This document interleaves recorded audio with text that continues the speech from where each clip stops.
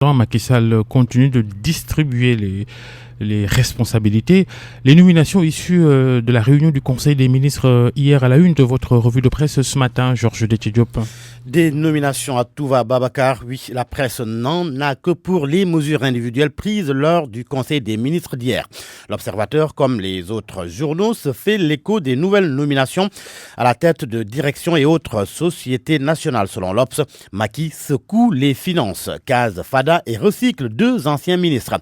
Il s'agit, comme le relais la presse, de Abdoulaye Bibi Baldé à la Poste, Yaya Abdoul Khan à l'Agence du patrimoine bâti et Pape Gorguindong à la LONASE. La suite de la liste des nouveaux DG, entre autres Modou Diagne Fada à la tête de la Sonacos, Abdoulaye Sow, nouveau patron du COUD, le Centre des œuvres universitaires de Dakar, Pape Demba Biteye qui hérite de la Sénélec, Pape Demba Diallo qui atterrit au Fonds 6 et Biram Faye à l'ASP. Quant à Abou Bakri Sow, il migre à la SAED et Mamboy Diaw, lui, est nommé directeur des domaines. Il remplace Mamour Diallo qui, de la vie de Tribune, est emporté par Ousmane Sonko. Alors ces nominations sont diversement appréciées, vues par donc les journaux. Pour Sud Quotidien, Macky Sall sert ses lieutenants et alliés. Enquête parle de l'acte 2 du Fast Track.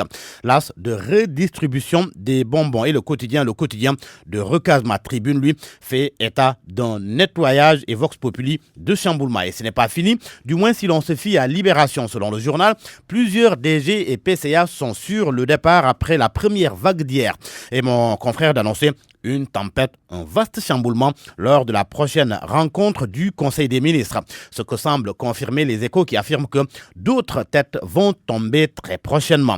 En tous les cas, le Soleil indique qu'à la lecture des profils, un constat s'impose. Le président Sall a, selon mon confrère, misé sur la compétence et l'engagement politique. La politique et les locales. L'Obs évoque la possible prorogation du mandat des maires. Cela après que le chef de l'État a émis l'idée d'un report des élections locales prévues en décembre prochain.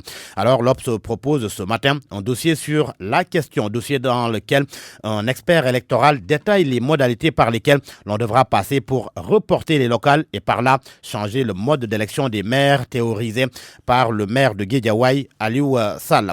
Et l'on parle de Babacar Gaye et de Abdoulaye Wade. Le journal Source A met les deux photos de ces personnalités à sa une. Le journal qui s'intéresse à la décision de Maître Abdoulaye Wade de reprendre sa voix et de la confier à Maître Amadou Sall. Quels sont les délits retenus contre Babacar Gaye? Le journal Source A semble décliner à sa première page. Premièrement, selon mon confrère, Babacar Gaye prend le contre-pied du projet de sabotage de la présidentielle. Deuxièmement, le 13 février 2019, en comité directeur du PDS, Wade cherche à humilier Babacar Gaye. Troisièmement, à la veille de la présidentielle, Gorgui, selon mon confrère, se réveille à l'est et refuse de soutenir Madické et il dit que Bab se lève à l'ouest et rend caduque sa décision. Et quatrièmement, à l'émission Faram Fati récemment sur la TFM, puis sur la 7 TV, le désormais ex-porte-parole de Wade, doté d'un franc-parler inné, dit à qui veut l'entendre que le PDS traverse une crise, puis charge ses comploteurs. Qu'en est-il de Idrissa Seck? Son déficit de communication, ses relations distantes avec les gens, son manque de collaboration.